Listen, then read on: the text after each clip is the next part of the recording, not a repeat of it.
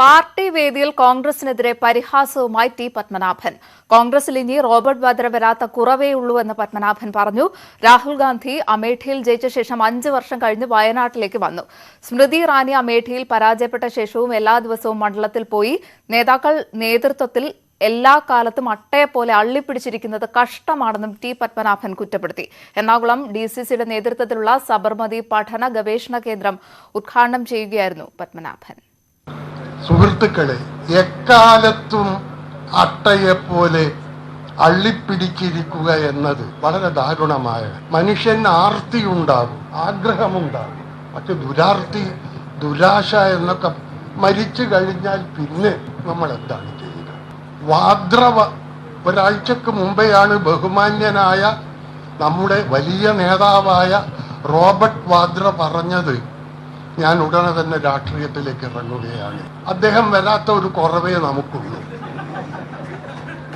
അദ്ദേഹം വരാത്ത ഒരു കുറവ് മാത്രമേ ഉള്ളൂ. 2 സീറ്റാ സർ കിട്ടിയത്.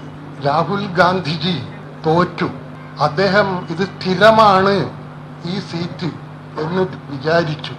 ഞാൻ സ്മൃതി ഇറാനിയുടെ ആരാധകനല്ല, ഇനിയൊട്ടാവുകയുമില്ല. ഇതുവരെയല്ല. അവരോട് ഞാൻ ഹാറ്റ്സ് ഓഫ് പറയും. എന്താണെന്ന് വെച്ചാൽ, അവർ തോറ്റതിന് ശേഷം ചെയ്തത് നിത്യവും ആ മണ്ഡലത്തിൽ പോയി, നിത്യവും ഒരു ദിവസം പോലും എന്നെ തോൽപ്പിച്ചവരല്ലേ, ഇനി ഞാൻ ഇവിടെ വരുന്നില്ല എന്നല്ല. എന്നിട്ട് 5 കൊല്ലം കഴിഞ്ഞപ്പോഴാണ് ബഹുമാന്യനായ രാഹുൽജി വയനാട്ടിലേക്ക് വരാനിടവന്നത്.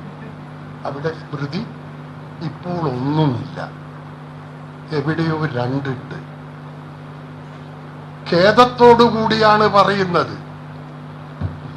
8 മണിയുടെ അന്തിച്ചർച്ചയിൽ ഞാൻ സ്ഥിരം ശ്രദ്ധിക്കാറുണ്ട്. ഇവിടെയുള്ള ചില മുഖങ്ങളൊക്കെ എനിക്ക് പരിചിതം.